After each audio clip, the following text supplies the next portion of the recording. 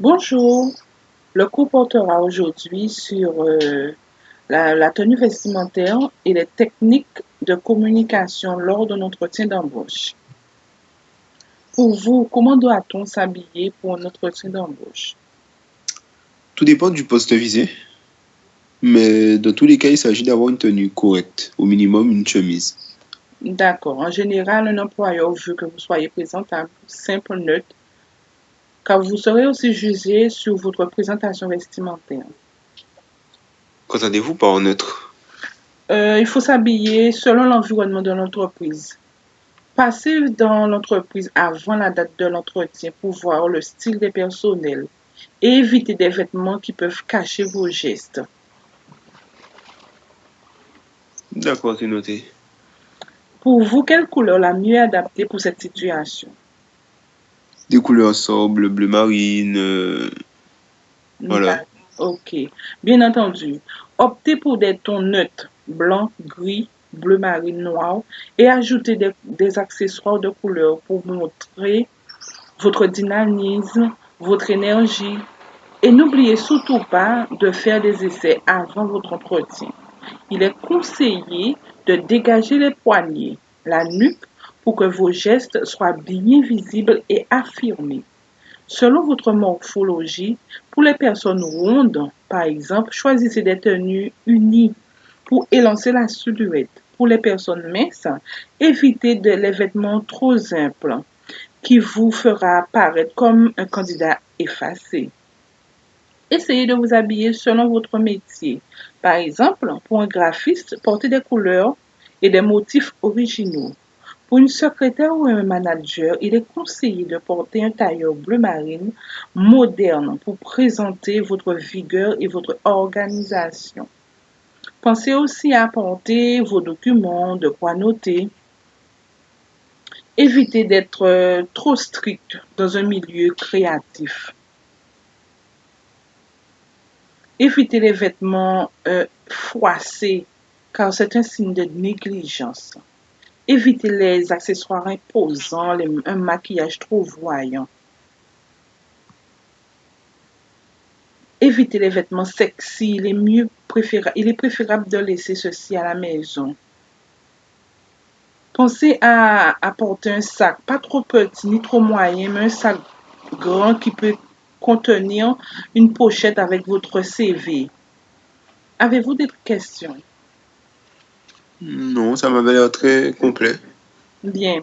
Alors, nous passons aux techniques de communication. Alors, quand vous vous exprimez, exprimez-vous bien clair pour que votre interlocuteur puisse vous comprendre.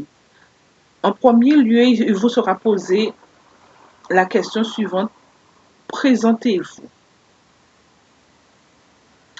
Avant, vous devez vous renseigner auprès de l'entreprise pour connaître qui sera votre interlocuteur.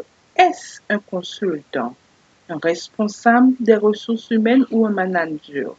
Les deux premiers seront intéressés par votre compétence, tandis que le responsable de ressources humaines penchera plus sur votre personnalité.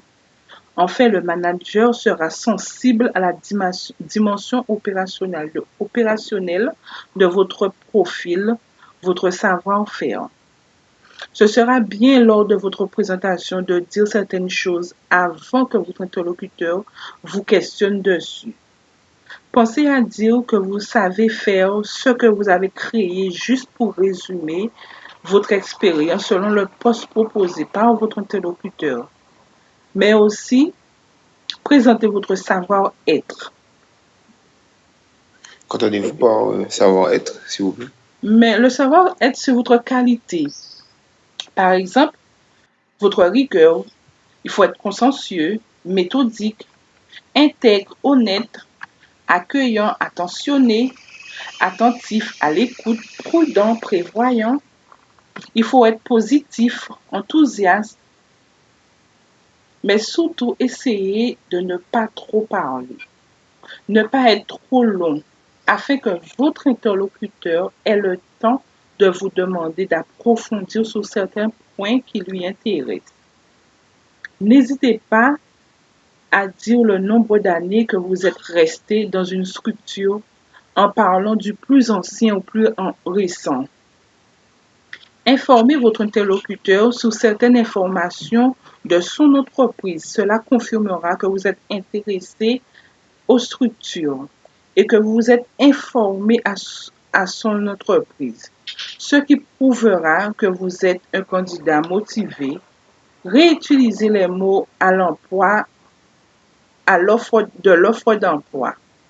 Pensez aussi à poser des questions sur votre interlocuteur pour qu'il participe à la discussion. Par exemple, voulez-vous que j'approfondisse sur certains points? Ou est-ce que vous souhaitez que je vous explique avec quel outil j'ai pu mener à bien ce projet? Nous allons clôturer ce cours.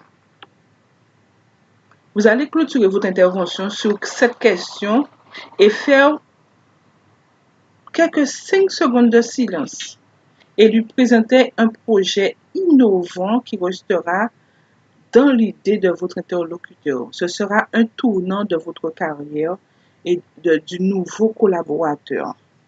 Avez-vous des questions? Non, je n'ai pas de questions.